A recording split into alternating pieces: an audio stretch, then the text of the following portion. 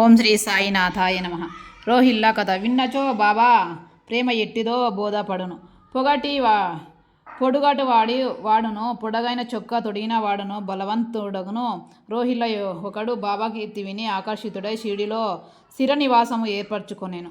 రాత్రింబవలు ఖురానులోని కాల్మాన్ చదువుతూ అల్లా అక్బర్ అని హాబోతూ రంకెలు వేయునట్లు బిర్గా నరచుచుండెను. అందువలన పగలంతయు పొలములో కష్టపడి పనిచేసి ఇంటికి వచ్చిన వారి షిరిడీ ప్రజలకు రాత్రి నిద్రాభంగము అసౌకర్యంగా కలుగుచుండెను.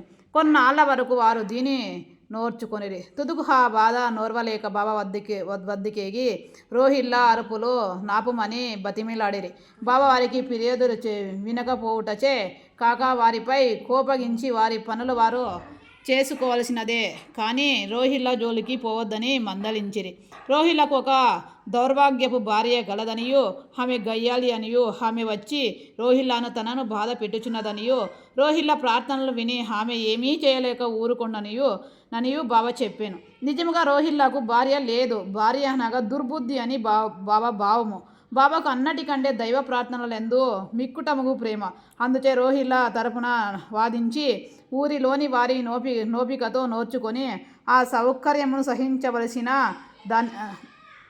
సహించవలసిన దననియు నది త్వరలో తగ్గుననియు బాబా బుద్ధి చెప్పిరి.